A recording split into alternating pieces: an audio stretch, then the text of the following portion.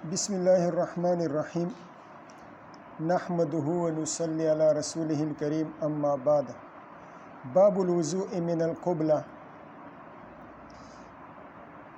یہ باب ہے قبلہ یعنی بوسہ لینے کے نتیجے میں وضو کے ٹوٹنے یا نہ ٹوٹنے کے بارے میں۔ ھذا باب فی بیان الوضوء من قبلۃ الرجل زوجتہ۔ شوہر نے اپنی بیوی کا بوسہ لے لیا تو آیا اس سے وضو ٹوٹتا ہے یا نہیں؟ تو اس سلسلے میں یہ باب ہے۔ یہاں سے امام ابو داؤد رحمہ اللہ باقاعدہ نواقض وضو کا بیان فرما رہے ہیں۔ ان نواقض میں سے بعض نواقض وہ متفق علیہ ہیں اور بعض نواقض مختلف فی ہیں۔ اس مسئلے کا عنوان علماء کرام فقہا کے درمیان مس مرأہ ناقض وضو ہے یا نہیں اس نام کے ساتھ مشہور ہے۔ مس مرأہ ناقض وضو ہے یا نہیں مسئلہ اختلافی ہے اور معرکۃ الآراء ہے۔ احناف کا اس سلسلے میں مذہب یہ ہے کہ مس مرأہ مطلقاً غیر ناقض للوضو ہے، مطلقاً غیر ناقض ہے، چاہے شہوت کے ساتھ ہو، بدون شہوت ہو، حائل کے ساتھ ہو، بدون حائل ہو، صغیرہ ہو، کبیرہ ہو، اجنبیہ ہو، محرمہ ہو، جس بھی حالت میں عورت کو ہاتھ لگایا جائے وضو نہیں ٹوٹتا۔ البتہ اگر مباشرت فاحشہ کی صورت ہو یا جماع کی شکل ہو تو اس صورت میں وضو ٹوٹ جاتا ہے۔ اور شوافی کہتے ہیں کہ مطلق ناقض ہے، چاہے شہوت کے ساتھ ہو، بغیر شہوت ہو، حائل کے ساتھ ہو، بدون حائل ہو، اجنبیہ ہو، محرمہ ہو، صغیرہ ہو، کبیرہ ہو، جس بھی عورت کو ہاتھ لگائے گا اس کا وضو ٹوٹ جائے گا۔ حتی لو لطمہا انتقض وضوءہ، اگر تپڑ بھی لگایا تب بھی اس کا وضو ٹوٹ جائے گا۔ اگر تپڑ بھی لگایا تو اس سے بھی شوافی فرماتے ہیں کہ وضو ٹوٹ جائے گا۔ البتہ ایک شرط ہے کہ بدون الحائل ہو، ہاتھ لگایا ہو بدون الحائل۔ اگر تپڑ لگایا پیٹھ پر تو پیٹھ پر تو حائل ہے نا، پیٹھ پر تو دوپٹہ بھی ہوتا ہے اور کپڑا بھی ہوتا ہے تو اسے نہیں ٹوٹے گا۔ بدون حائل ہاتھ لگائے گا تو وضو ٹوٹ جائے گا۔ امام مالک رحمہ اللہ کے ہاں بھی مطلقاً ٹوٹ جاتا ہے، لیکن تین شرائط ہیں۔ ایک شرط یہ ہے کہ بشہوتن ہو، دوسری شرط یہ ہے کہ محارم میں سے ہو، اور تیسری شرط یہ ہے کہ کبیرہ ہو۔ تیسری شرط کبیرہ ہو۔ اگر صغیرہ کو ہاتھ لگائے تو وضو نہیں ٹوٹے گا، اگر محرمہ کو ہاتھ لگائے تو وضو نہیں ٹوٹے گا، اور اگر بغیر شہوتن ہاتھ لگائے تو نہیں ٹوٹے گا۔ کتنے شرائط ہیں؟ بشہوتن ہو اور اجنبیہ ہو اور کبیرہ ہو۔ ٹھیک ہے۔ ان حضرات کے ہاں احادیث میں سے کوئی حدیث مستدل کے طور پر نہیں ہے، ان کے پاس بطور استدلال کوئی حدیث موجود نہیں ہے، ان کا استدلال نص قرآنی سے ہے۔ وہ فرماتے ہیں کہ او جاء احد منکم من الغائط او لامستم النساء، وہ فرماتے ہیں کہ اس میں ایک قرات او لمستم النساء کا بھی ہے، او لمستم النساء کا بھی ہے، اور لمس یہ لمس بالید میں یہ حقیقت ہے، لمس بالید میں ان کے ہاں ایک قرات وہ فرماتے ہیں کہ یہ حضرات فرماتے ہیں کہ او لمستم النساء میں ایک قرات او لمستم النساء کا بھی ہے، اور لمستم یہ لمس بالید کے معنی میں ہے۔ وہ فرماتے ہیں کہ اس آیت سے معلوم ہوا کہ چھونا بھی احداث موجبہ للوضو میں سے ہے، چھونا بھی احداث موجبہ للوضو میں سے ہے، اس لیے کہ اس سے احدی الطہارتین یعنی تیمم کو واجب کیا گیا ہے۔ او جاء احد منکم من الغائط اولم مستم النساء فتیمموا صعیدا طیبا، اور تیمم یہ دو طہارتوں، وضو اور تیمم میں سے ایک طہارت ہے۔ احدی الطہارتین کو اس کے نتیجے میں واجب کیا گیا ہے۔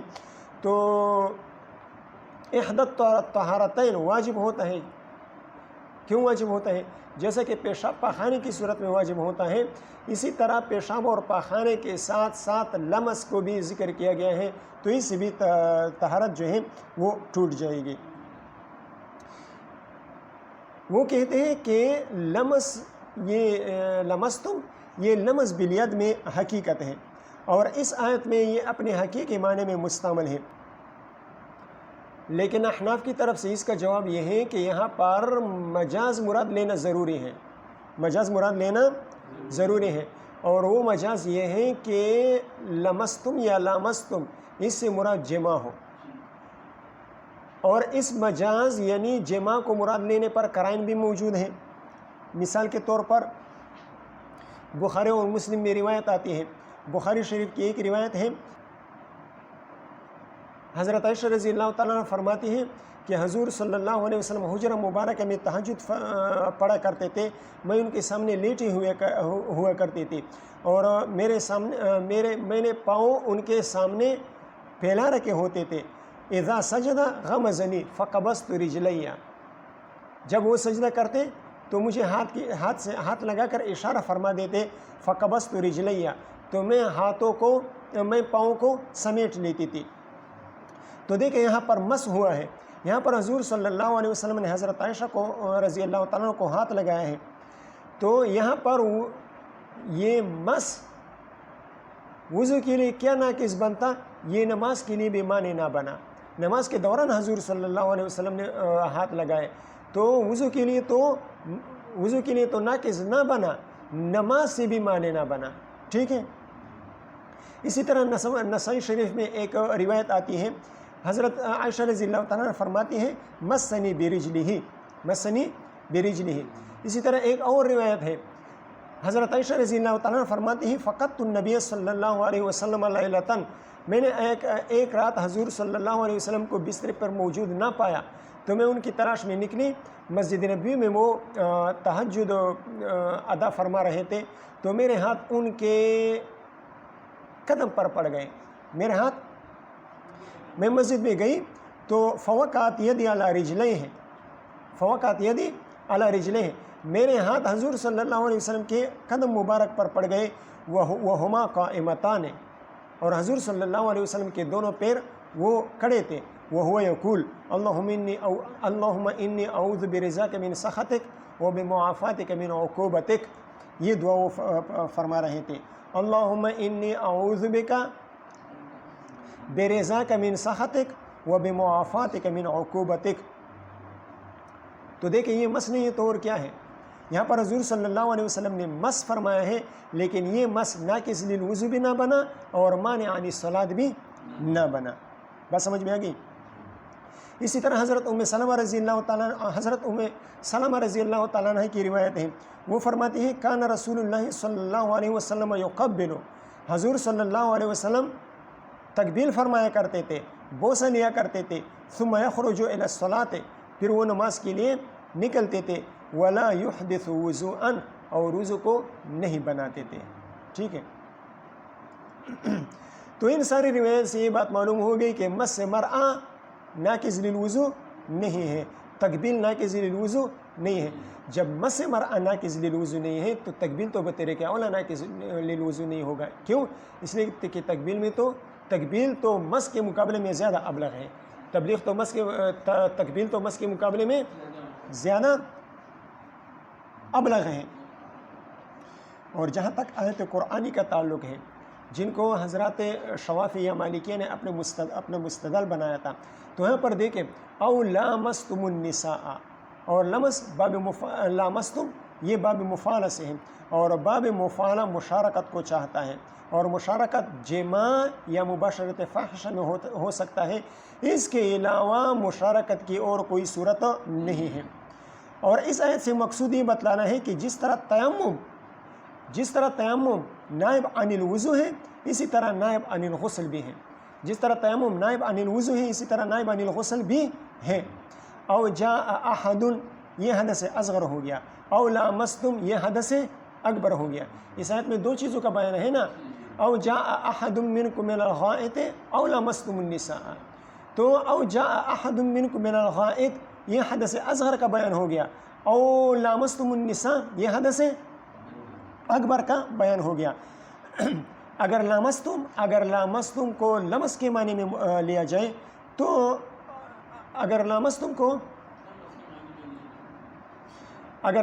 کو لمس کے معنی میں لیا جائے اور یہ کہا جائے کہ مس مرآ یہ بھی ناقض للوضو ہے، مس مرآ کو بھی ناقض للوضو قرار دیا جائے تو دونوں صورتیں حدث اصغر کی بن جائے گی. دونوں صورتیں کس کی بن جائے گی؟ حدث اصغر کی بن جائے گی. او جاء احد منکم من الغائط یہ بھی حدث اصغر کی صورت بن جائے گی. او لامستم النساء یہ بھی حدث اصغر کی صورت بن جائے گی. حدث اکبر کا کوئی حکم معلوم نہیں ہوگا. کیا کہا میں نے؟ داؤد کیا کہا میں نے؟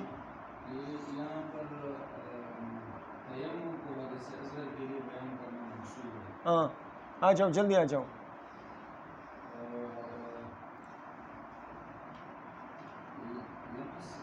ہاں جبکہ یہاں پر تیمم کو حدث اصغر کے لیے بھی طہارت کا ذریعہ بتلانا مقصود ہے کہ تیمم حدث اصغر کے لیے بھی طہارت کا ذریعہ بن سکتا ہے اور حدث اکبر کے لیے بھی تیمم کو نائب عن الوضو بتلانا مقصود ہے. ٹھیک ہے، تیمم کو حدث اصغر کے لیے بھی نائب عن الوضو بتلانا مقصود ہے اور حدث اکبر کے لیے نائب عن الغسل بتلانا مقصود ہے. بات سمجھ میں آ گئی؟ تو اس کا تقاضا یہ ہے کہ لامستم کو مباشرت فاحشہ یا جماع کے معنی میں لیا جائے. اور سب سے بڑھ کر رئیس المفسرین حضرت عبداللہ بن عباس رضی اللہ تعالیٰ عنہما انہوں نے لامستم کو جامعتم کے معنی میں لیا ہے اور انہوں نے ایک دلیل بھی بیان فرمائی ہے. وہ فرماتے ہیں کہ قرآن میں ایک اور جگہ مجرد کا صیغہ استعمال ہوا ہے. فَإِن طَلَّقْتُمُوهُنَّ مِن قَبْلِ أَن تَمَسُّوهُنَّ فَإِن طَلَّقْتُمُوهُنَّ مِن قَبْلِ أَن تَمَسُّوهُنَّ یہاں پر مس سے مراد جماع ہے. یہاں پر مس سے مراد بالاتفاق جماع ہے. لہٰذا چاہے لمستم ہو یا چاہے لامستم ہو دونوں صورتوں میں اس کو جماع کے معنی میں لیا جائے گا، مس بلیت کے معنی میں نہیں لیا جائے گا. بات سمجھ میں آ گئی؟ اور ہم یہ کہیں گے کہ اس آیت میں یہ بتلانا مقصود ہے کہ تیمم دونوں کی طرف سے کافی ہو سکتا ہے. حدث اصغر کی طرف سے بھی کافی ہو سکتا ہے اور حدث اکبر کی طرف سے بھی کافی ہو سکتا ہے. لہٰذا اس آیت سے استدلال مرجوح اور مخدوش ہو گیا. اس آیت سے استدلال کیا ہو گیا؟ مرجوح ہو گیا. اس آیت سے استدلال نہیں کیا جا سکتا، خصوصاً ان احادیث صحیحہ کی روشنی میں جو ہم نے بخاری اور مسلم وغیرہ نسائی شریف کے حوالے سے بیان کر دی کہ وہاں پر مس ہوا تھا، حضور صلی اللہ علیہ وسلم کا ہاتھ لگا تھا یا ازواج کا ہاتھ لگا تھا، لیکن اس کے نماز کے دوران، لیکن اس کے باوجود حضور صلی اللہ علیہ وسلم نے نہ اس مس کو ناقض للوضو قرار دیا اور نہ ہی مانع عن الصلاۃ قرار دے دیا. بات سمجھ میں آ گئی؟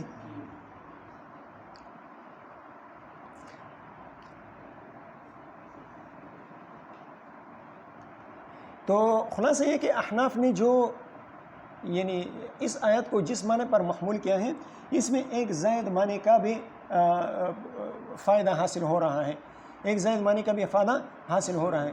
شوافی نے جو تفسیر کی ہے مسبلیت کی اس میں ایک ہی فائدہ ہے اور وہ کیا فائدہ ہے کہ تیمم حدث اصغر میں نائب عن الوضو بن سکتا ہے، صرف یہ فائدہ ہے. اور احناف نے جو تفسیر بیان کی ہے اس سے دو فوائد ثابت ہوتے ہیں. ایک یہ کہ تیمم یہ نائب عن الوضو ہے حدث اصغر میں اور نائب عن الغسل ہے حدث اکبر میں، تو زیادہ فائدہ حاصل ہو گیا نا، دو چیزوں کا فائدہ حاصل ہو گیا. اور شوافی نے جو استدلال فرمایا تھا وہ صرف اور صرف ایک ہی فائدہ حاصل ہو رہا تھا. دوسری بات یہ کہ ہم نے جو تفسیر کی ہے اس کے مؤیدات موجود ہیں، اس کے مؤیدات احادیث سے موجود ہیں. جیسا کہ آپ چند احادیث پڑھ چکے، چند احادیث سن چکے آپ. یہ مؤیدات ہماری تفسیر کے موجود ہیں، لیکن شوافی کی تفسیر کے مؤیدات موجود نہیں ہیں۔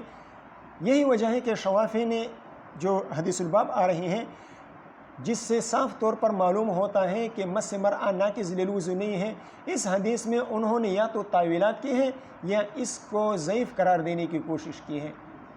کیوں؟ اس لیے کہ وہ ان کی تفسیر کے بالکل خلاف ہے۔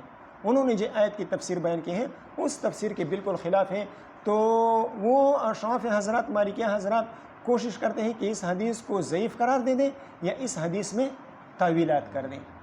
ٹھیک ہے، آخری بات یہ کہ شوافی نے جو قید لگائی تھی کہ بلا حائل ہو، یا مالکیہ نے جو قید لگائی تھی کہ شہوت کے ساتھ ہو اور اجنبیہ ہو اور کبیرہ ہو، یہ قیودات کا ثبوت کہاں سے آ گیا؟ یہ تو لمستم یا لمستم میں نہیں ہے، یہ قیودات انہوں نے کہاں سے ثابت کر دی؟ ٹھیک ہے، تو شوافی ان احادیث اور آیت کے درمیان تعارض سے بچنے کے لیے اس آیت کی مختلف تاویلات کرتے ہیں اور یا اس حدیث کو ضعیف قرار دینے کی کوشش کرتے ہیں۔ وبه قال حدثنا بات سمجھ میں آ گئی نا؟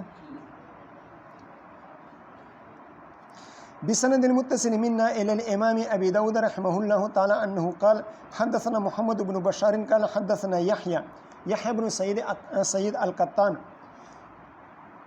قال حدثنا يحيى وعبد الرحمن بن مهدي مراده قال حدثنا سفيان الثوري عن ابي روح عن ابراهيم التيمي رحمه الله تعالى ابراهيم بن يزيد بن شريك التيمي رحمه الله تعالى عن عائشة رضی اللہ تعالیٰ عنہ ان النبی صلی اللہ علیہ وسلم قبلها۔ حضرت ابراہیم تیمی رحمہ اللہ فرماتے ہیں، وہ حضرت عائشہ رضی اللہ تعالیٰ سے روایت کرتے ہیں کہ حضرت عائشہ رضی اللہ تعالیٰ فرماتے ہیں کہ حضور صلی اللہ علیہ وسلم نے میرا بوسہ لیا ولم یتوضأ اور وضو نہیں فرمایا۔ قال ابو داود وهو مرسل۔ اب یہاں سے یہ حدیث جو ہے یہ احناف کی بالکل صریح اور صحیح دلیل ہے، مستدل ہے ان کا۔ اب امام ابو داود رحمہ اللہ اس روایت پر چند اشکالات بیان فرما رہے ہیں، چند اشکالات بیان کر رہے ہیں۔ فرماتے قال ابو داود ہوا مرسل، امام ابو داود رحمہ اللہ فرماتے ہیں ہوا یعنی حدیث ابراہیم التیمی مرسل، ابراہیم تیمی رحمہ اللہ کی حدیث یہ مرسل ہے۔ ابراہیم تیمی کی حدیث کیا ہے؟ مرسل ہے۔ امام نسائی رحمہ اللہ فرماتے ہیں اس حدیث کے بارے میں کہ لیس فی الباب احسن من هذا وان كان مرسلا، لیس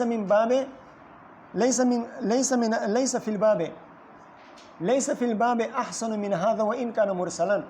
امام نسائی رحمہ اللہ فرماتے ہیں کہ اس باب میں یعنی مس مرأہ کے باب میں اس سے بہترین حدیث اور کوئی نہیں ہے اگرچہ مرسل ہے۔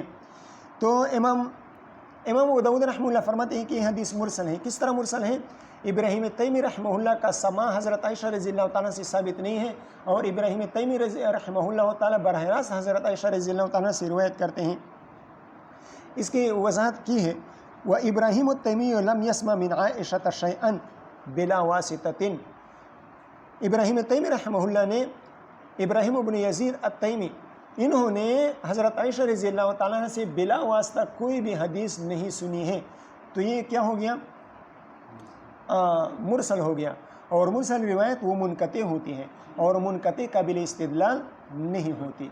ٹھیک ہے، اس کا جواب سن لیں۔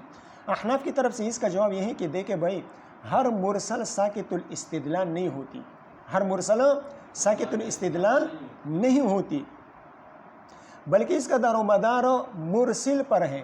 مرسل کس قسم کا راوی ہے، مرسل کس قسم کا انسان ہے۔ اگر مرسل ثقہ ہو تو پھر اس کا ارسال وہ قابل استدلال ہوتا ہے، قابل احتجاج ہوتا ہے، لیکن اگر مرسل مجہول ہو یا مرسل ضعیف ہو تو پھر وہ روایت قابل استدلال نہیں رہتی۔ اگر مرسل کسی پر اعتماد کی بنیاد پر، اگر مرسل کسی پر پورے اعتماد کی بنیاد پر اس کے نام کو حذف کر دیتا ہے تو اس حدیث مرسل میں کوئی خرابی نہیں آتی اور وہ ساقط الاحتجاج نہیں ہوتی، بلکہ قابل استدلال ہوتی ہے۔ ٹھیک ہے۔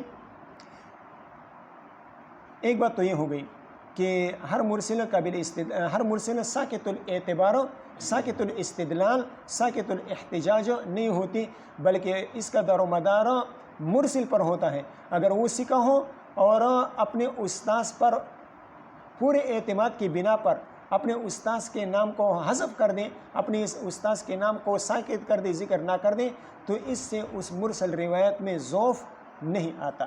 ایک تو یہ بات ہوگی۔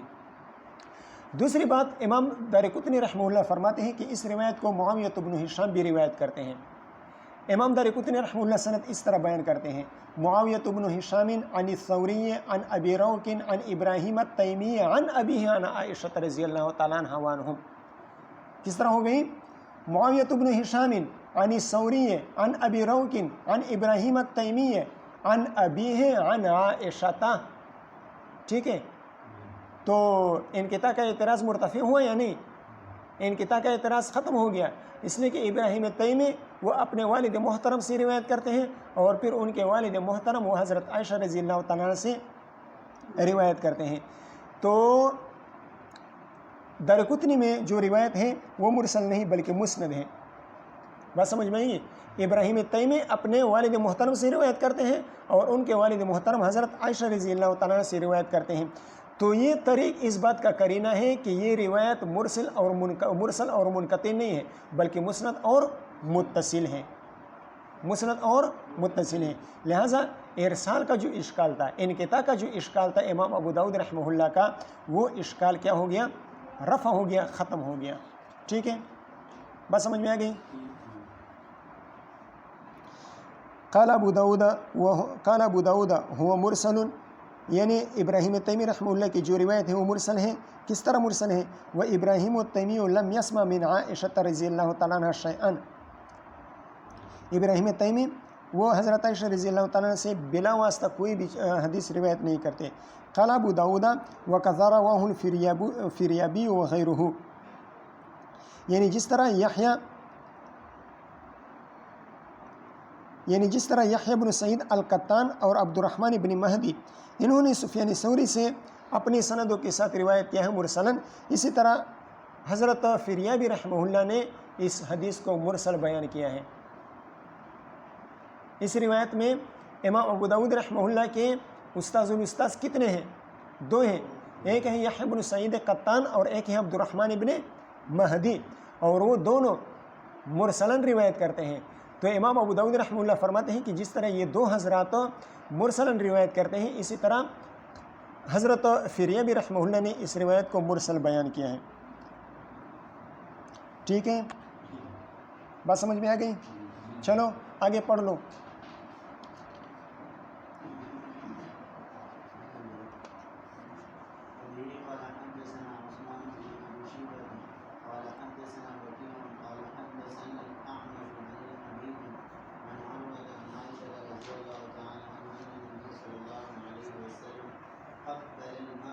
بس وبه قال حدثنا عثمان بن ابي شيبة قال حدثنا وكيع قال حدثنا الاعمش عن حبيب عن عروة عن عائشة رضي الله تعالى عنها وعنهم ان النبي صلى الله عليه وسلم قبل امرأة من نسائه۔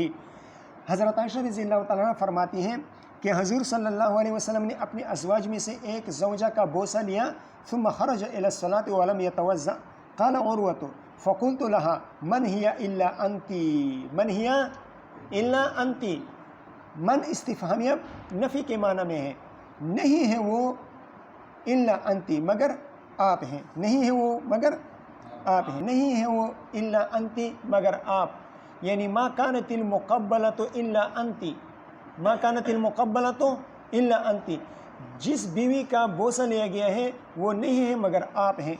فضحکت، حضرت عائشہ رضی اللہ تعالیٰ عنہ مسکرانے لگی، کیوں؟ وہ اپنے مکان حضور صلی اللہ علیہ وسلم کے ہاں انہوں نے اپنا جو مکان لیا، جو حضور مکان لیا، حضور صلی اللہ علیہ وسلم کے ہاں ان کا جو مقام تھا، تو اس مقام پر استبشار کے طور پر وہ ہنس پڑی، مسکرانے لگی۔ حضور صلی اللہ اپنے مکانت حضور صلی اللہ علیہ وسلم کے ہاں ان کا جو مرتبہ تھا اور جو مقام تھا، تو اس مقام اور مرتبے پر خوشی کا اظہار کرنے کے لیے مسکرانے لگی، اور حضرت عائشہ رضی اللہ تعالیٰ اور حضرت عروہ رضی اللہ تعالیٰ عنہ کے قول کی تصدیق کے طور پر وہ مسکرانے لگی۔ قال ابو داود هكذا رواه زائدة وعبد الحمید الحمانی عن سلیمان الأعمش۔ امام ابو داود رحمہ اللہ فرماتے ہیں هكذا رواہ زائدة، جیسا کہ وکیع بن الجراح نے سلیمان ابن مہران اعمش رضی اللہ رحمہ اللہ تعالیٰ سے اس روایت کو لیا ہے، عروہ بغیر منصوب، عروہ کو غیر منصوب ذکر کیا ہے، عروہ کے ساتھ ابن الزبیر کے الفاظ ذکر نہیں کیا ہے۔ جس طرح وکیع بن الجراح نے عروہ کو غیر منصوب حالت میں ذکر کیا ہے، اسی طرح زائدہ اور عبد الحمید الحمانی انہوں نے بھی حضرت عروہ رحمہ اللہ تعالیٰ کو غیر منصوب حالت میں ذکر کیا ہے۔ بات سمجھ میں آ گئی؟ ٹھیک ہے، اب دیکھیں آگے اس پر امام ابو داؤد رحمہ اللہ مزید اشکالات کر رہے ہیں اس دوسری روایت پر۔ وبه قال حدثنا ابراہیم بن مخلد الطالقانی قال حدثنا عبد الرحمن بن مغراء قال حدثنا الأعمش قال حدثنا اصحاب لنا، یعنی قال حدثنا كثير من شيوخنا عن عروة المزنی عن عائشة رضی اللہ تعالیٰ عنہ وعنہم بهذا الحدیث۔ دیکھیں اس حدیث کو لانے سے مقصد کیا ہے امام ابو داؤد رحمہ اللہ کا؟ اس حدیث سے لانے کا مقصد سابقہ روایت کو کمزور بنانا ہے۔ پہلی روایت پر حدیث الباب پر روایت نمبر 178 پر امام ابو داؤد رحمہ اللہ تو ارسال کا اعتراض کیا کہ وہ مرسل ہیں، منقطع ہیں، اور مرسل اور منقطع وہ کیا ہوتا ہے؟ وہ تو ضعیف ہوتا ہے۔ تو اس کا جواب تو ہو گیا کہ ہر مرسل وہ ناقابل استدلال نہیں ہوتا، بلکہ اس کا دار و مدار راوی پر ہوتا ہے۔ ٹھیک ہے، ایک تو وہاں پر تو یہ جواب ہو گیا۔ یہاں اس دوسری روایت نمبر 179 ایک کم 180 اس روایت پر وہ چند اشکالات کر رہے ہیں۔ پہلا اشکال وہ یہ کر رہے ہیں کہ حضرت عائشہ رضی اللہ تعالیٰ عنہ سے روایت کرنے والے عروہ جو ہیں وہ مشہور عروہ بن الزبیر نہیں ہے، بلکہ یہ عروہ المزنی ہے۔ دیکھیں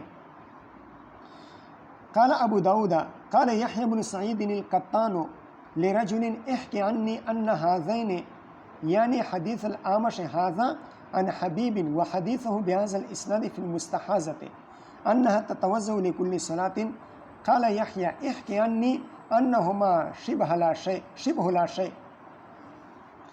حضرت یحیی بن سعید القطان رحمہ اللہ نے کسی آدمی سے کہا احکی عنی، میری طرف سے لوگوں کو بتا دو، میری طرف سے لوگوں کے درمیان اعلان کر دو، ان ہذین کہ یہ دو حدیثیں، ان ہذین الحدیثین کہ یہ دونوں حدیثیں کون سی؟ یعنی حدیث الأعمش ھذا،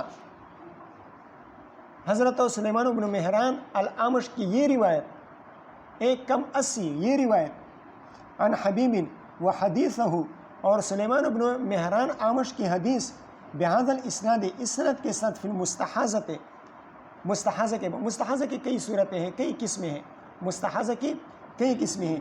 ایک قسم یہ ہے کہ وہ ہر نماز کے لیے وضو کرے، تو وہاں پر آ جائے گا انشاءاللہ اپنے مقام پر، وہاں پر امام اعمش سلیمان بن مہران اعمش کی یہ کہ مستحاضہ کے بارے میں ایک روایت ہے کہ وہ تتوضأ لکل صلاۃ اسی سند کے ساتھ ہیں۔ تو یحیی بن سعید قطان نے کسی سے کہا کہ یہ دونوں حدیثیں امام اعمش رحمہ اللہ کی یہ دونوں حدیثیں جو اس سند کے ساتھ ہیں، قال یحیی احکی عنی، یہ تکرار کے طور پر کہہ دیا، فاصلہ آیا تھا تو تکرار کے طور پر دوبارہ کہہ دیا کہ میری طرف سے لوگوں کو بتا دو، میری طرف سے لوگوں کے درمیان اعلان کر دو، انہما شبہ لا شیء، شبہ مشابہت کے معنی میں ہے، یعنی یشابہ لا شیء، انہما یہ دونوں حدیثیں لا شیء کے مشابہ ہیں، یعنی اس کی کوئی حیثیت نہیں ہے، یعنی ضعیف ہے، یہ دونوں حدیثیں ضعیف ہیں، ان دونوں حدیثوں کی کوئی حیثیت نہیں ہے، ان دونوں حدیثوں سے استدلال نہیں کیا جا سکتا۔ بات سمجھ میں آ گئی؟ کیوں کیوں اس سے استدلال نہیں کیا جا سکتا اور کیوں ضعیف ہے اور لاشائی کے درجے میں کیوں ہے، لاشائی کے مشابہ کیوں ہے؟ اس لیے کہ اس میں عروہ آیا ہے، اور عروہ سے کون مراد ہے؟ عروہ سے مراد عروہ المزنی ہے، عروہ ابن زبیر مراد نہیں ہے۔ اور عروہ المزنی کون ہے؟ کون اسے جانتا ہے؟ وہ تو مجہول راوی ہے، وہ تو کیا ہے؟ مجہول راوی ہے، لہٰذا وہ حدیث قابل استدلال نہیں ہے۔ عروہ المزنی اس میں آیا ہے، اور عروہ المزنی کون ہے؟ مجہول راوی ہے۔ تو ان کی جہالت کی وجہ سے سابقہ روایت جو تھی، یہ 180 والی روایت، یہ کیا ہو گیا؟ یہ ضعیف ہو گیا۔ کیا ہو گیا؟ یہ حدیث ضعیف ہو گئی یہ حدیث۔ لیکن حضرت سہارنپوری رحمہ اللہ نے بذل المجہود میں اس کے کئی جوابات دیے ہیں۔ وہ فرماتے ہیں کہ یحییٰ بن سعید یا امام ابو داؤد رحمہ اللہ کی یہ رائے کہ سابقہ روایت میں عروہ سے مراد عروہ المزنی ہے، یہ رائے درست اور صحیح نہیں ہے۔ کیوں؟ پہلی وجہ تو یہ ہے کہ جس حضرت نے عروہ کو عروہ المزنی قرار دیا ہے وہ عبد الرحمن ابن مغرہ ہے، اور ان کا قول حجت نہیں ہے، لہٰذا ان کے قول سے عروہ کو عروہ المزنی قرار دینے یہ درست اور صحیح نہیں ہے۔ دوسری بات یہ کہ وکیع بن الجراح نے حضرت عبد الرحمن ابن مغرہ کی مخالفت کی ہے۔ وکیع نے تصریح کی ہے کہ عروہ سے مراد عروہ ابن الزبیر ہے۔ وکیع بن الجراح کی روایت ابن ماجہ میں موجود ہے۔ اس طرح سند اس طرح ہے: حدثنا ابو بکر بن ابی شیبۃ وعلی بن محمد قال حدثنا وکیع قال حدثنا الاعمش عن حبیب بن ابی ثابت عن عروہ بن الزبیر۔ دیکھو، وکیع بن الجراح نے عروہ کو منسوب حالت میں بیان کیا ہے، عن عروہ بن الزبیر، والد محترم کی طرف ان کی نسبت کی ہے۔ تو دیکھیں، وکیع بن الجراح نے عبد الرحمن بن مغرہ کی کیا کر دیا؟ مخالفت کر دی، ٹھیک ہے۔ عن عروہ بن الزبیر رضی اللہ تعالیٰ عنہ عنہم ان رسول اللہ صلی اللہ علیہ وسلم قبل بعض نسائہ۔ معلوم ہوا کہ عروہ سے مراد عروہ بن الزبیر ہے، نہ کہ عروہ المزنی۔ دو وجہ ہو گئی۔ تیسری وجہ یہ ہے کہ امام سلیمان بن مہران الاعمش رحمہ اللہ نے تصریح کی ہے کہ ہمیں بہت سارے شیوخ نے یہ حدیث عروہ المزنی سے روایت کی ہے۔ حدثنا، کیا فرمایا؟ حدثنا اصحاب لنا، حدثنا کثیر من شیوخنا، بہت سارے شیوخ، بہت سارے اصحاب نے ہمیں یہ حدیث عروہ المزنی سے بیان کی ہے۔ یہ شیوخ کون ہیں؟ یہ شیوخ کون ہیں؟ یہ شیوخ کون ہیں؟ ایک تو یہ بات ہے، جب ان شیوخ کا کچھ اتا پتہ نہیں ہے تو ان کے قول پر کس طرح عمل کیا جا سکتا ہے کہ عروہ سے مراد عروہ المزنی ہے؟ بات سمجھ میں آ گئی؟ اسے ایک اور طریقے سے استدلال کر لیں۔ جب بہت سارے شیوخ روایت کر رہے ہیں، بہت سارے شیوخ روایت کر رہے ہیں، تو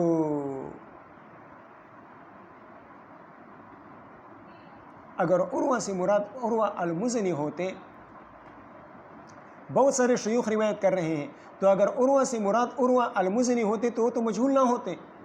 اتنے زیادہ سارے شیوخ روایت کر رہے ہیں تو عروہ المزنی تو مجہول نہ ہوتا، حالانکہ سارے محدثین کہتے ہیں کہ وہ مجہول ہے۔ تو جب کسی آدمی سے 2 یا 3 راوی روایت کر لے، اس کی جہالت ختم ہو جاتی ہے۔ تو یہاں پر تو کثیر من شیوخنا، ہمارے بہت سارے شیوخ ہمیں ان سے روایت کرتے ہیں، تو یہ کس طرح مجہول رہ گیا؟ بات سمجھ میں آ گئی؟ لہٰذا اس سے بھی معلوم ہوتا ہے کہ عروہ سے مراد عروہ المزنی نہیں ہے بلکہ عروہ بن زبیر ہے۔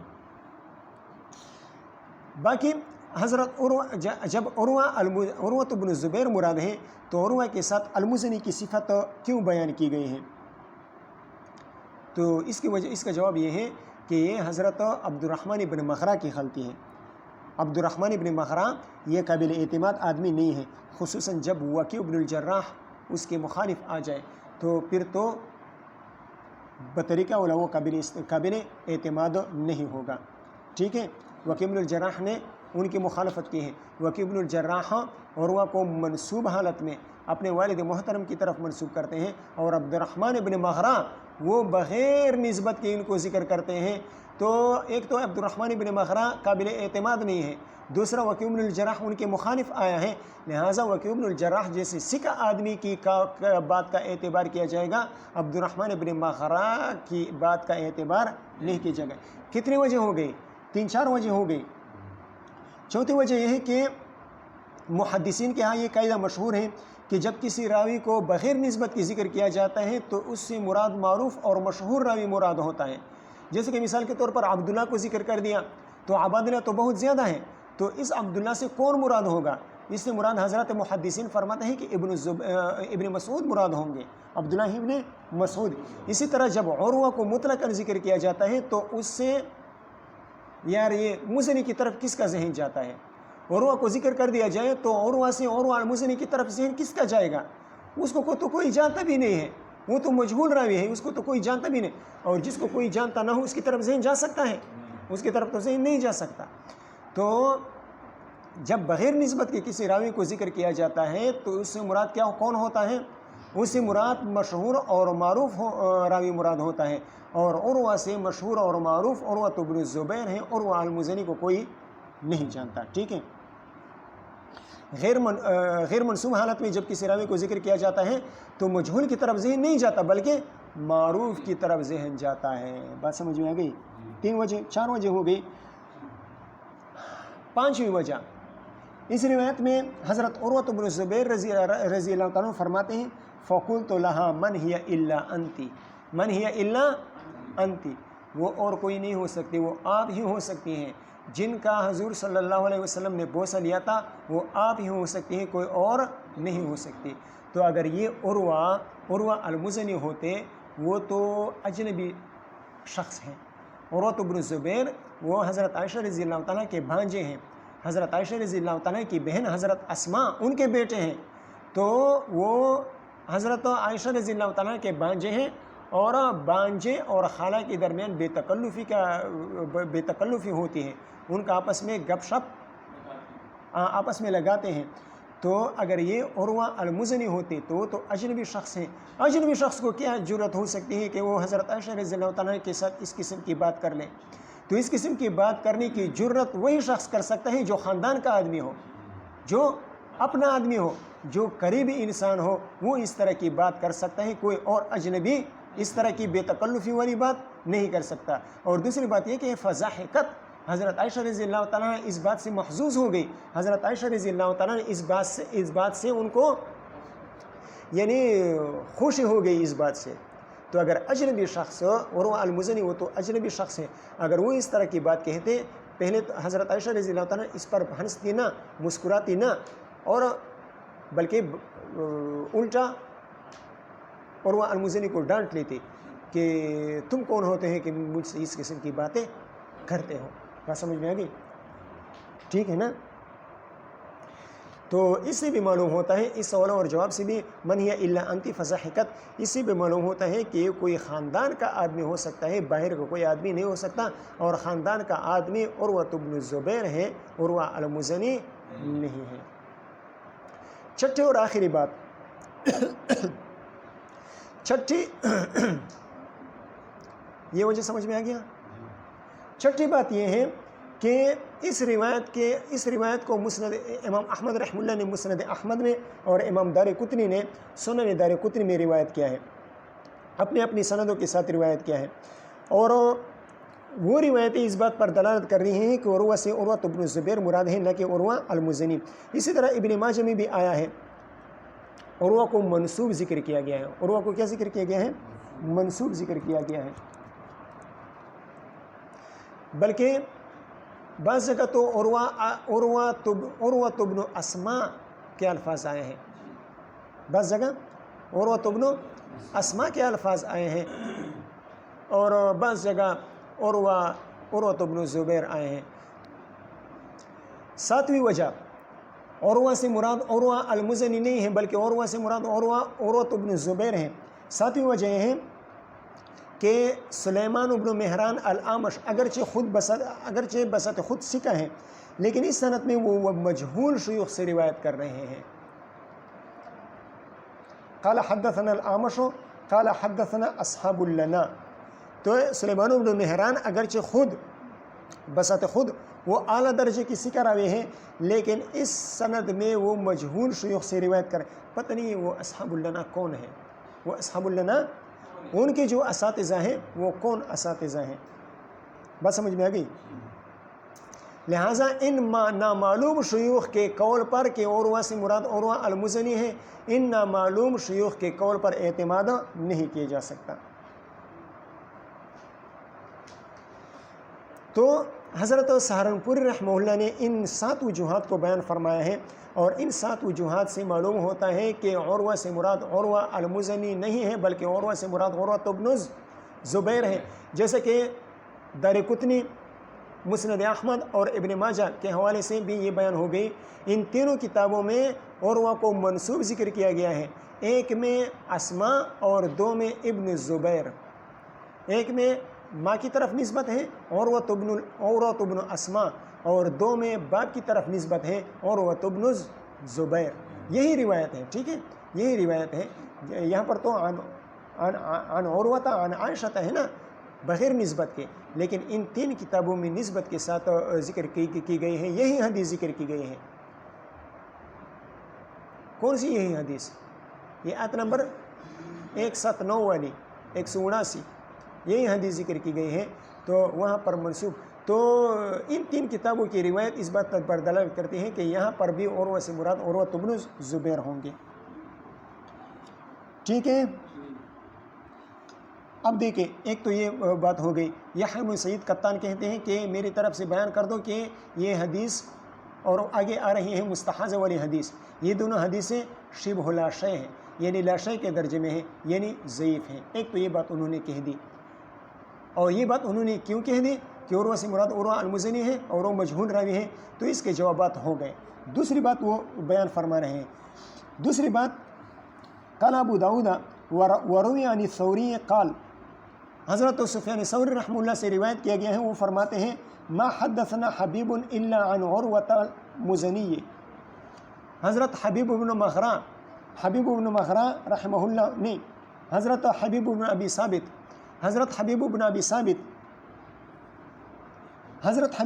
ثابت رحمہ اللہ تعالی وہ روایت نہیں کرتے مگر عروہ المزنی سے. حبیب بن ابی ثابت وہ عروہ بن زبیر سے روایت نہیں کرتے، بلکہ جب بھی روایت کرتے ہیں حضرت عروہ المزنی سے روایت کرتے ہیں. یعنی لم یحدثہم عن عروہ بن زبیر بشیء، یعنی حبیب بن ابی ثابت نے انہیں عروہ بن زبیر سے کوئی بھی حدیث روایت نہیں کی ہے. ٹھیک ہے، بات سمجھ میں آ گئی. ایک تو یہ بات ہو گئی. اب اس بات سے امام ابو داؤد رحمہ اللہ راضی ہیں یا نہیں ہیں؟ آگے دیکھیں. قال ابو داؤد وقد روى حمزة الزيات عن حبيب عن عروة بن الزبير عن عائشة حديثا صحيحا. امام ابو داؤد رحمہ اللہ فرماتے ہیں کہ حمزہ الزیات انہوں نے حبیب بن ابی ثابت سے، اور حبیب بن ابی ثابت نے عروہ بن زبیر سے، اور عروہ بن زبیر نے حضرت عائشہ رضی اللہ تعالیٰ عنہ سے روایت کی ہیں. یعنی حبیب الزیات نے یہ حمزہ الزیات نے حبیب بن ابی ثابت سے ایک صحیح حدیث روایت کی ہے. ٹھیک ہے. اب دیکھیں جواب. امام ابو داؤد رحمہ اللہ نے سفیان ثوری رحمہ اللہ کا جو قول نقل کیا ہے، اس قول پر اعتماد نہیں کیا جا سکتا. کیوں؟ اس لیے کہ بغیر سند کے اور بغیر حوالے کی روایت بیان کی ہے. یہ بات سفیان ثوری رحمہ اللہ کی روایت بغیر سند کے اور بغیر حوالے کی بیان کی ہے، اور رویہ کے صیغے کے ساتھ بیان کی ہے. پتہ نہیں کس نے روایت کی ہے. تو اس قول پر اعتماد نہیں کیا جا سکتا. بات سمجھ میں آ گئی. لیکن اگر سفیان ثوری رحمہ اللہ کے اس قول کو تسلیم کر لیا جائے، اس قول پر اعتماد کر لیا جائے، تو پھر جواب یہ ہے کہ سفیان ثوری رحمہ اللہ اپنے علم کے مطابق یہ بات کر رہے ہیں، کہ حبیب بن ابی ثابت نے عروہ بن زبیر سے کوئی روایت نہیں لیے ہیں. حبیب بن ابی ثابت جب بھی روایت لیتے ہیں عروہ المزنی سے لیتے ہیں. یہ سفیان ثوری رحمہ اللہ نے اپنے علم کے مطابق بات کی ہے.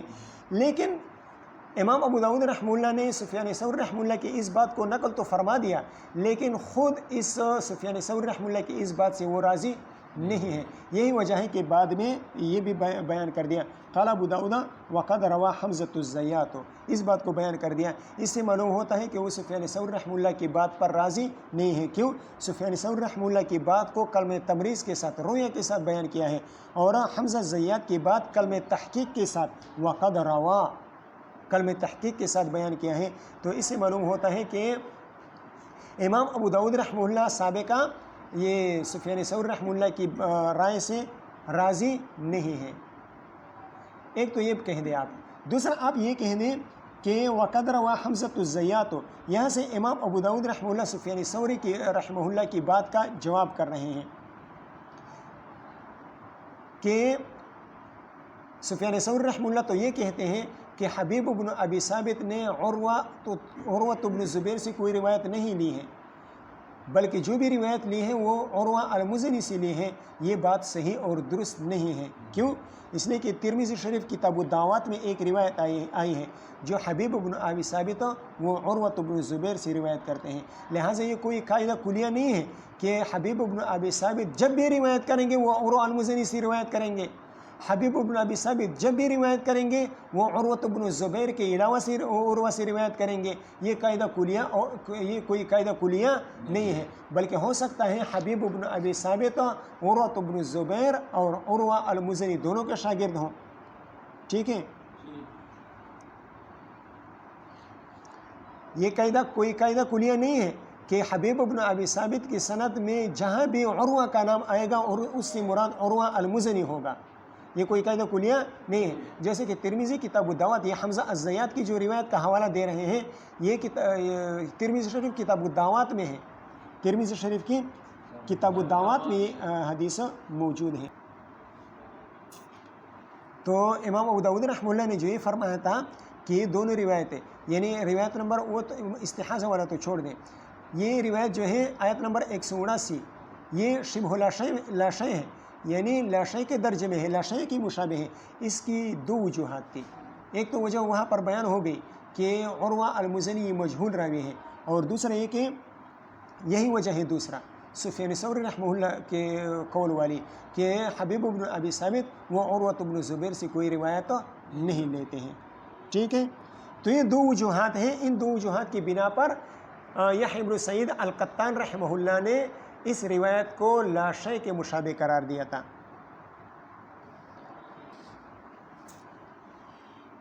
قال ابو داود وقد روى حمزة الزيات عن حبيب عن عروة بن الزبير عن عائشة حديثا صحيحا.